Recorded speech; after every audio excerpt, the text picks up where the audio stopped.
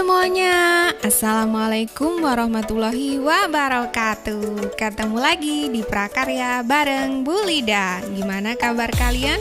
Semoga semuanya baik-baik saja dan selalu bahagia. Teman-teman, pada pelajaran Prakarya kali ini kita akan membahas tentang kerajinan limbah lunak bagian pertama. Yang akan kita bahas pada materi kali ini adalah 1. Prinsip kerajinan bahan limbah lunak. Yang kedua, jenis dan karakteristik bahan limbah lunak. Yang ketiga, pengolahan bahan limbah lunak. Teman-teman, pada pelajaran prakarya semester 1, kita telah mempelajari bersama tentang kerajinan dari serat dan tekstil, serta pengemasannya. Masih ingatkah kalian dengan aneka kerajinan tersebut? Nah, kalau di semester kedua kali ini kita akan mempelajari kerajinan yang memanfaatkan limbah. Sebagai generasi muda, kepedulian dan kepekaan terhadap lingkungan hidup perlu ditanamkan sejak dini. Tantangannya ke depan membutuhkan usaha dan kreativitas kita untuk memperbaiki kondisi lingkungan menjadi lebih baik.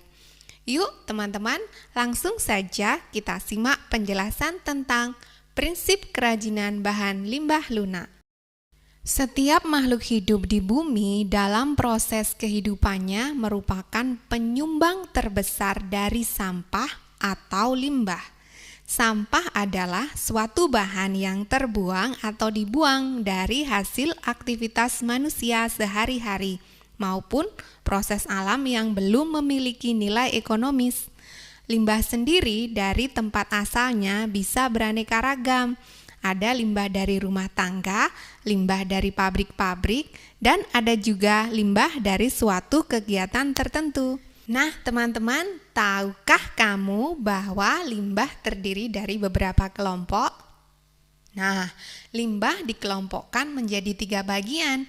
Yang pertama berdasarkan wujudnya, yang kedua berdasarkan sumbernya, yang ketiga berdasarkan senyawanya. 1. Berdasarkan wujudnya.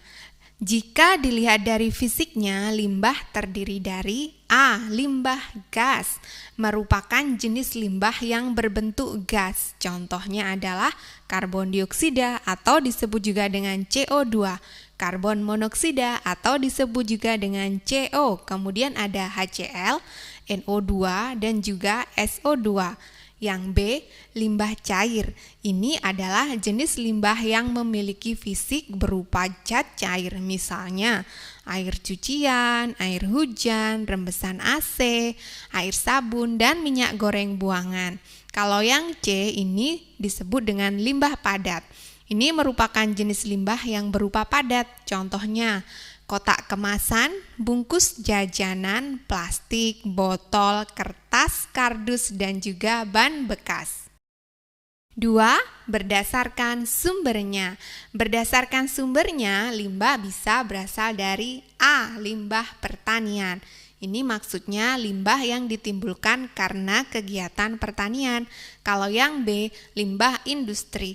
Ini adalah limbah yang dihasilkan oleh pembuangan kegiatan industri. Sedangkan yang C, limbah pertambangan, merupakan limbah yang asalnya dari kegiatan pertambangan. Sedangkan yang D, limbah domestik. Ini merupakan limbah yang berasal dari rumah tangga, pasar, restoran, dan pemukiman-pemukiman penduduk lainnya. Ketiga, berdasarkan senyawanya. Teman-teman, kalau berdasarkan senyawanya, limbah dibagi lagi menjadi 2 jenis, yaitu limbah organik dan 2 limbah anorganik. Limbah organik merupakan limbah yang bisa dengan mudah diuraikan atau mudah membusuk. Limbah organik mengandung unsur karbon, contohnya kulit buah dan sayur, kotoran manusia, juga kotoran hewan. Sedangkan limbah anorganik adalah jenis limbah yang sangat sulit atau bahkan tidak bisa untuk diuraikan atau tidak bisa membusuk. Limbah anorganik tidak mengandung unsur karbon, contohnya plastik, beling, dan baja. Nah, teman-teman, jenis limbah yang dapat dimanfaatkan sebagai kerajinan harus kita identifikasi terlebih dahulu. Setelah memahami jenis limbahnya, kita dapat mengelompokkan jenis limbah anorganik maupun jenis limbah organik yang dapat dimanfaatkan sebagai produk kerajinan. B. Jenis dan karakteristik bahan limbah lunak. Limbah lunak yaitu limbah yang bersifat lembut, empuk, dan mudah dibentuk. Limbah lunak ini dikategorikan dalam bentuk limbah lunak organik dan limbah lunak anorganik. Jika kita pahami lebih jauh lagi, jenis limbah lunak memiliki proses pelapukan yang tergolong lebih cepat daripada limbah keras. 1. Limbah lunak organik. Limbah lunak organik lebih banyak berasal dari tumbuh-tumbuhan. Semua bagian dari tumbuhan yang dapat dikategorikan limbah dapat diolah menjadi produk kerajinan. Namun, semuanya harus melalui pengolahan terlebih dahulu agar diperoleh bahan baku yang baik.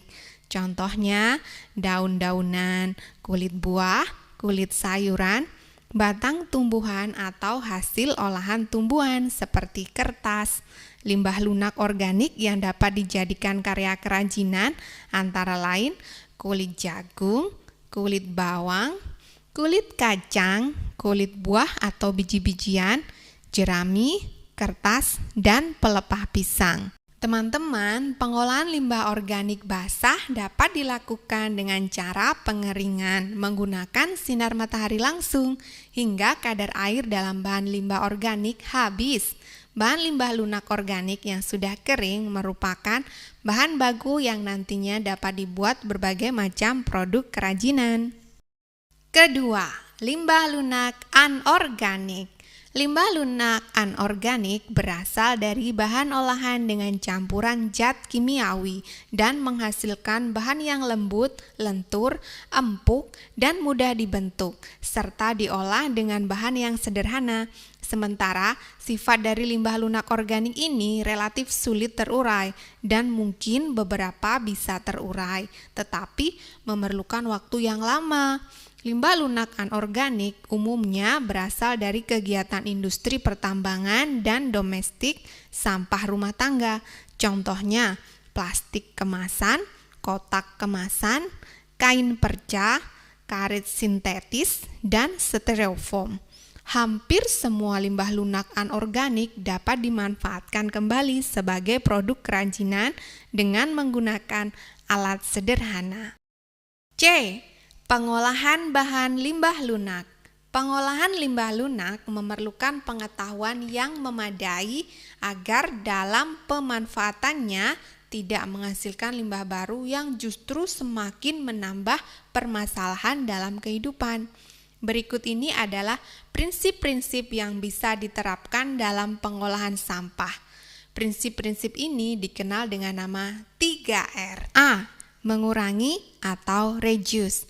Nah, ini maksudnya kita meminimalisir barang atau material yang kita pergunakan.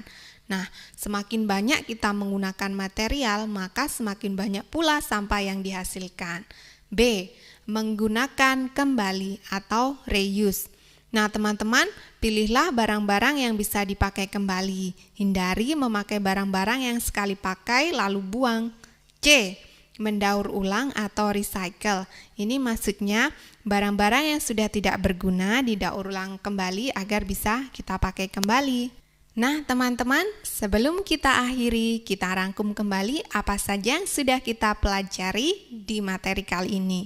Nah, yang pertama, sampah adalah suatu bahan yang terbuang atau dibuang dari hasil aktivitas manusia sehari-hari maupun proses alam yang belum memiliki nilai ekonomis. Yang kedua, limbah dikelompokkan menjadi 3 bagian, yaitu berdasarkan wujudnya, berdasarkan sumbernya, dan juga berdasarkan senyawanya. Kalau yang ketiga, limbah lunak, yaitu limbah yang bersifat lembut, empuk, dan mudah dibentuk. Keempat, limbah lunak dikategorikan menjadi 2, yaitu limbah lunak organik dan limbah lunak anorganik. Sedangkan yang kelima, pengolahan limbah lunak perlu memperhatikan prinsip 3R, yaitu reduce, reuse, dan recycle.